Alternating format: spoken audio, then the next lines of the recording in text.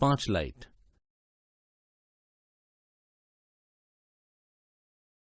The elders of Mahato Toli bought a Petromax at the Ramnavami fair from the fines and penalties collected over the past 15 months. There are 8 panchayats in the village, one for each community. All the panchayats have their own daris, mats and a Petromax lamp, which the villagers call Panchlight. After buying the Panchlight, the panchayat members decided to buy offerings for puja with the 10 rupees that were left over, for it would not be appropriate to use a technical object with nuts and bolts without first having it suitably blessed.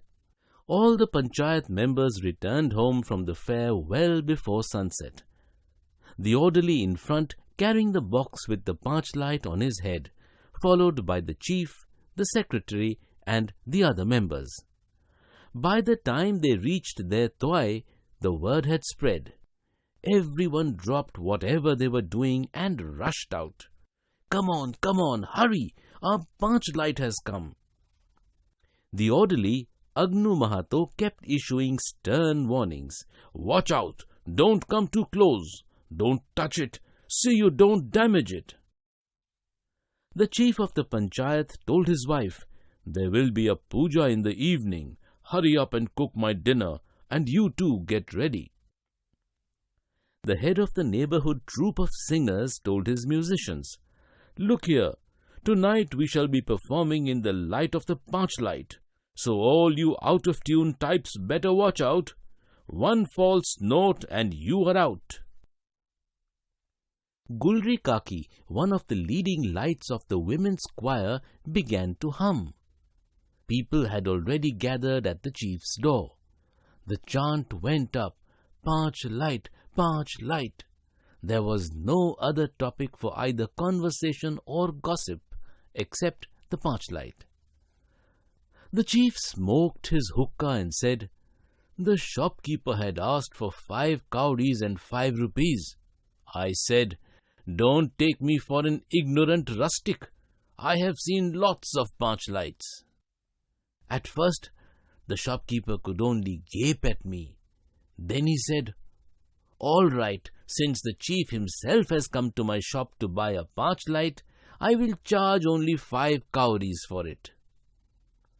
The secretary of the panchayat added, 'That shopkeeper could read faces.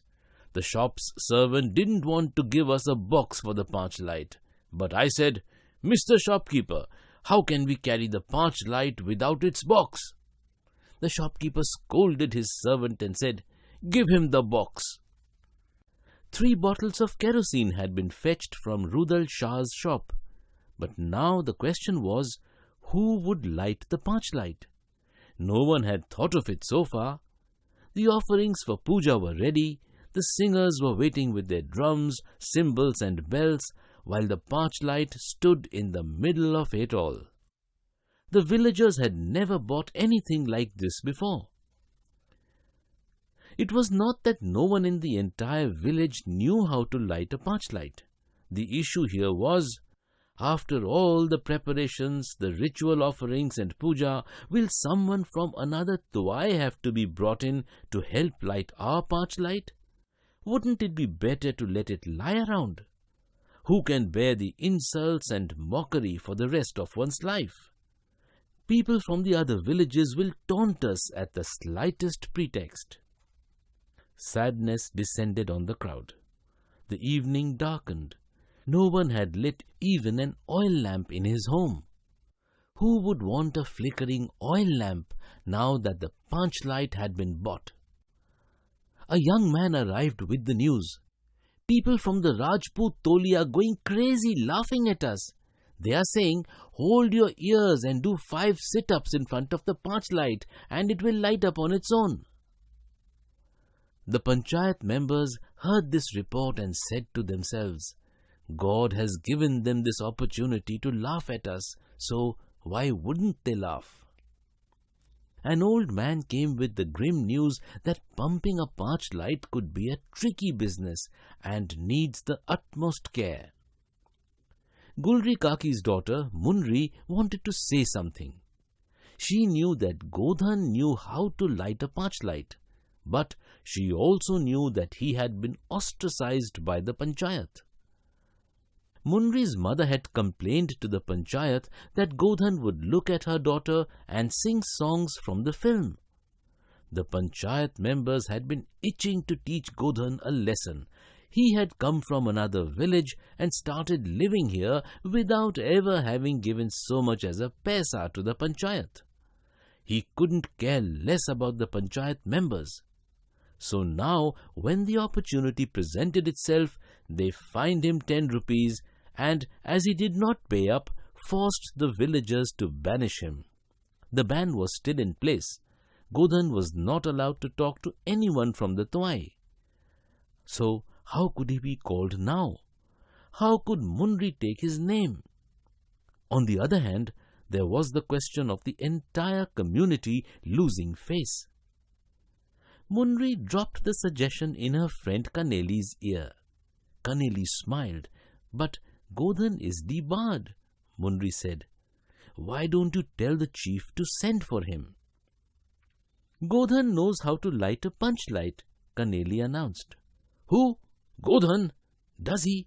But—" The chief looked at the secretary and the secretary looked at the other Panchayat members. But the chief said, "Why quibble over banishment from the community when the community's honor is at stake?" The chief sent the orderly to fetch Godhan. The orderly returned and said, "Godhan refuses to come. He says, there is no telling with the Panchayat members.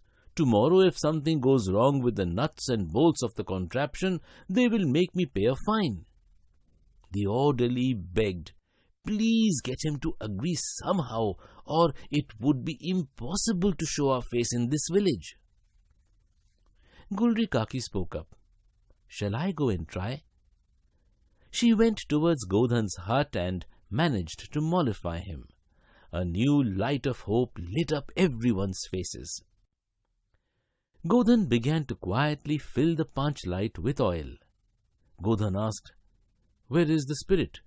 How can I light it without the spirit?" Everyone began to harbor serious doubts about the intelligence of the chief, the secretary, and the orderly. They had set out to do things without any idea of how they were to be done. Despair gripped the crowd once again. But Godhan was a clever young man. He would light the punchlight without spirit. "Will someone please get a little coconut oil?" Munri ran to do his bidding. Godhan began to pump the punchlight. The silken mesh of the punchlight's torch slowly began to glow with light. Godhan began to alternately blow at the torch and turn its key. A long hiss emerged from the punchlight, and its light began to brighten and flare. All traces of ill will seeped out from everyone's hearts. Godhan was a very bright young man. Soon enough, the entire Twai was lit up in the punchlight's luminous glow. The singers sang in a high, clear voice. The bright flare of the punchlight shone on the smiling faces all around. Godhan had won everyone's heart. Munri looked longingly at him. Their eyes met and a message flashed between them. Let bygones be bygones. "Forgive me," the chief fondly called out to Godhan. Making him sit closely by his side, he said, "You have saved our honor. You will be forgiven all your sins. You may sing as many songs as you wish." Gulri Kaki said, "You must eat dinner at my house." The troupe of singers finished one song and launched long cries of jubilation. "Victory to! Long live!" Every leaf and twig on every plant and bush was trembling with happiness.